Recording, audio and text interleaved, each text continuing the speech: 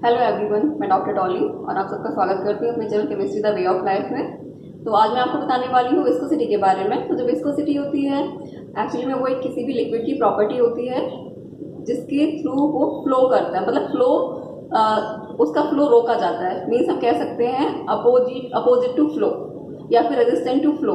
तो इस तरीके से जो भी ज़्यादा डेंस या फिर ज़्यादा गाढ़े लिक्विड होते हैं उन लिक्विड की जो विस्कोसिटी होती है वो बहुत हाई होती है, वो ज़्यादा विस्कस लिक्विड्स कहे जा सकते हैं। तो जो भी डेंस लिक्विड होगा या फिर स्टिकी लिक्विड होगा वो बहुत स्लोली फ्लो करता है। तो उसकी जो फ्लूइडिटी है उसको जो रेजिस्टेंट करती है प्रॉपर्टी उसको हम बोलते हैं विस्कोसिटी।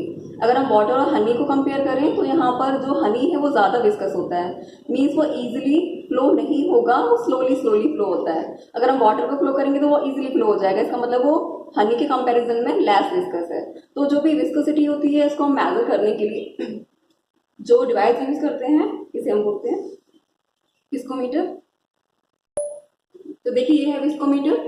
यहाँ पर एक बड़ा बल्ब होता है और एक दूसरा बल्ब होता है। जो ये छोटा वाला बल्ब है इसके ऊपर की आप देख रहे होंगे एक मार्क है, इसको हम बोलते हैं अपर मार्क, सी कह सकते हैं या ए कह सकते हैं। इसकी जो नीचे की तरफ एक और मार्क है, इसे हम या तो बी कह सकते हैं, अगर इसको हम सी कहेंगे तो इसे डी कह सकते हैं, अगर इसे कहेंगे तो इसे हम बी कह सकते हैं। इसके नीचे की जो ट्यूब है, देखिए ये जो ट्यूब है ये यू शेप ट्यूब है जो कि बड़े बल्ब से होकर छोटे बल्ब तक जाती है।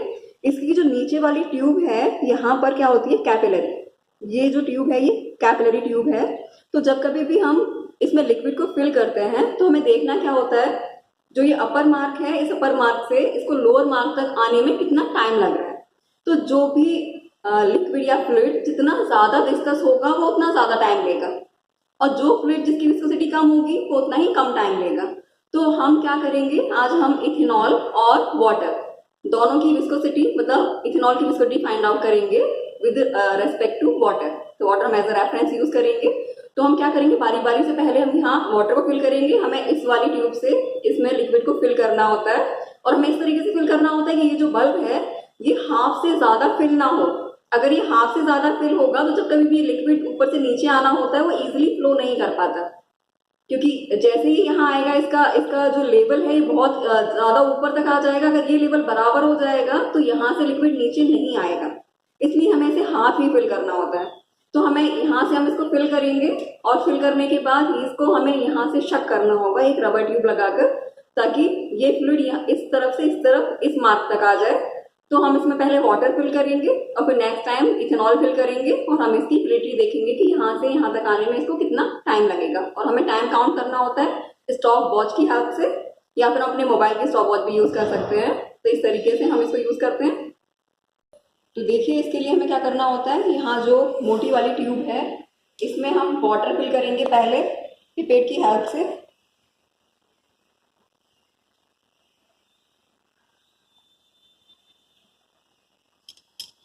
इस तरीके से वाटर ऐड कर लेते हैं, अभी थोड़ा सा और वाटर ऐड करेंगे। तो देखिए इस तरीके से वाटर ऐड करने के बाद हमें इस वाले एंड से या तो रबर ट्यूब लगाकर इसको क्या करना है, शक करना है वाटर को, ताकि इस वाली यू शेप ट्यूब से होकर इस वाले बल्ब के अपर एंड तक आ जाए। इस तरीके से हम इसको शक करेंगे और शक कर करके इसको फिल कर लेते हैं। तो देखिए यहाँ जो इसका अपर एंड है इस अपर एंड तक हमने वाटर फिल किया हुआ है, और ये वाला बल्ब हाफ फिल्ड है। अब हम क्या करेंगे, इसको एक क्लैंप में कस लेंगे, और क्लैंप में कसने के बाद में अपना जो फिंगर टिप है इसको हटाकर इस वाटर का अपर एंड नीचे वाले एंड तक आने तक टाइम को काउंट करेंगे। इसका ये अपर एंड है, अब हम इसको तुरंत ही छोड़ते हैं और यहाँ पर स्टार्ट कर दिया है। अब ये धीरे धीरे करके नीचे की तरफ मूव करेगा, और जब इस एंड तक पहुंचेगा तो अपनी स्टॉप वॉच को भी स्टॉप करेंगे। तो देखिए एकदम से लोअर एंड पर आने वाला है ये। जैसे हम अपनी स्टॉप वॉच को पॉज कर देंगे ये पहुंच गया है।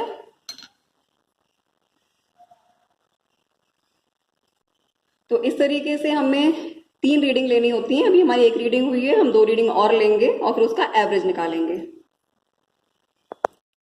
तो देखिए नेक्स्ट रीडिंग हमें इथेनॉल से लेनी है, तो हम इस बल्ब में इथेनॉल फिल करेंगे।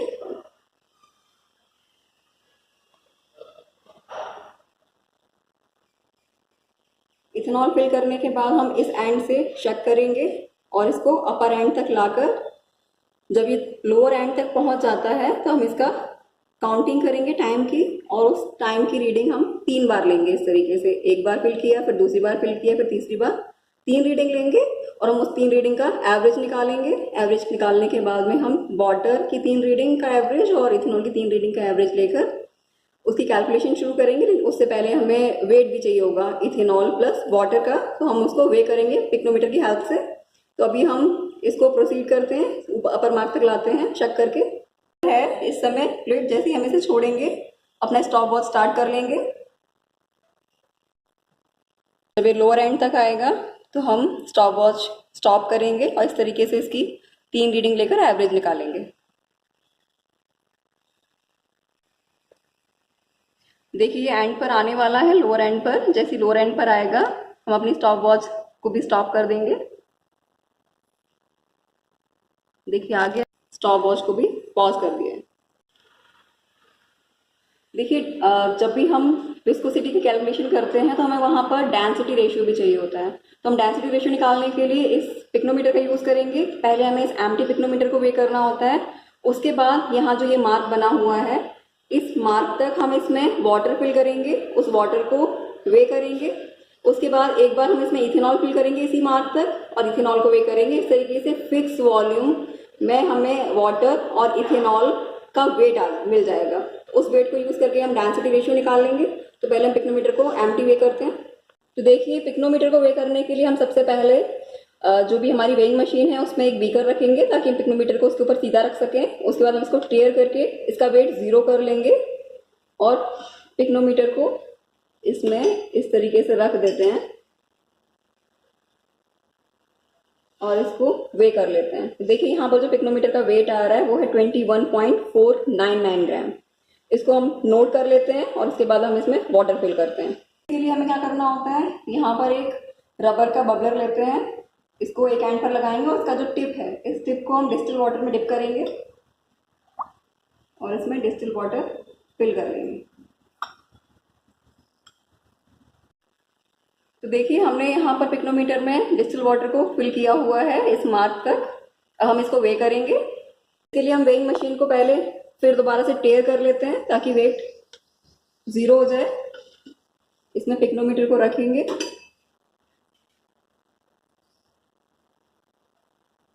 और इसका वेट ले लेंगे। तो देखिए इसका जो वेट आ रहा है वो आ रहा है 32.541 ग्राम। इसको हम नोट कर लेते हैं। बाद हम पिक्नोमीटर को दोबारा से ड्राई करेंगे। ड्राई करने के बाद इसमें इथेनॉल को फिल करेंगे। तो देखिए इथेनॉल फिल करने के लिए हम बबलर लगाते हैं एक एंड पर और दूसरे एंड से हम इसमें इथेनॉल को फिल करेंगे। इस इथेनॉल को हम इस मार्क तक फिल कर लेते हैं और हम इसको वे करेंगे पिक्नोमीटर को इथेनॉल के साथ वे करेंगे दोबारा। उसके बाद बीकर में रखेंगे पिक्नोमीटर को और इसको वे कर देंगे। तो इसका जो वेट आ रहा है ये आ रहा है 31.664 ग्राम। इसको हम नोट कर लेते हैं। तो देखिए इस तरीके से जो हमारी रीडिंग आई है विद वाटर, जो टाइम ऑफ फ्लो है वो उसकी 3 रीडिंग है 97 सेकेंड, 100 सेकेंड एंड 98 सेकेंड। तो इसका जो एवरेज आता है वो आता है 98 सेकेंड, जो कि T2 है। वाटर के लिए जो टाइम ऑफ फ्लो है उसे हमने T2 माना है। इस तरीके से हम इथेनॉल के लिए लेंगे तो टाइम ऑफ फ्लो है उसकी 3 रीडिंग है 129 सेकेंड, 130 सेकेंड और 128 सेकेंड। अगर हम एवरेज लेते हैं तो ये एवरेज आएगा 120 सेकेंड, जो कि हमारा T1 है। अब देखिए हमने जो पिक्नोमीटर का वेट लिया था, तो जो एम्प्टी पिक्नोमीटर का वेट अगर हम W1 माने तो वो हमारा 21.499 ग्राम आता है। अगर हम उसको W2 माने तो हमारा 32.541 ग्राम आता है। इसी तरीके से इथेनॉल के साथ पिक्नोमीटर का वेट W3 अगर हम मानते हैं तो हमारा 31.664 ग्राम आता है। अब हमें सिर्फ डिस्टिल वाटर इथेनॉल का अगर वेट फाइंड आउट करना है तो हमें क्या करना होगा, पिक्नोमीटर का वेट माइनस करना होगा इस वाले वेट में से डिस्टिल वाटर के वेट के लिए।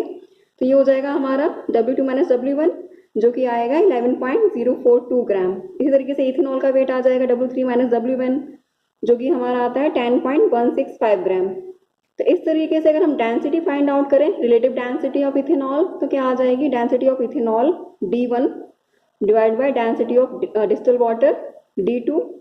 इस तरीके से जो डेंसिटी ऑफ इथेनॉल होगी वो weight of ethanol divide by volume और जो डेंसिटी ऑफ डिस्टिल वाटर होगी वो weight of distil water divide by volume, क्योंकि हमें पता है हमने सेम पिक्नोमीटर यूज़ किया है तो वॉल्यूम तो फिक्स था, तो वॉल्यूम से वॉल्यूम कैंसिल हो जाएगा, तो जो डेंसिटी रेशियो आएगा वो weight of ethanol divide by weight of distil water आएगा। तो ये हमारा किसके इक्वल होगा, W3 minus W1 divide by W2 minus W1 के। इस तरीके से अगर हम इनका जो भी वेट आया था इसको हम रखकर अगर इसको डिवाइड करते हैं तो जो रिलेटिव डेंसिटी आती है वो 0.92 आती है इथेनॉल की।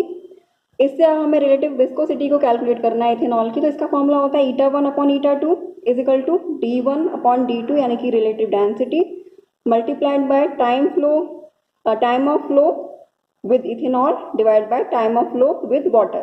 तो ये वैल्यूज हमने यहाँ पर देखी है, हमारा जो T2 आया है और जो T1 आया है उनकी वैल्यूज अगर हम यहाँ पे पुट कर देते हैं तो ये हमारा टोटल जो रिलेटिव विस्कोसिटी आएगी इथेनॉल की वो कितनी आती है 1.12।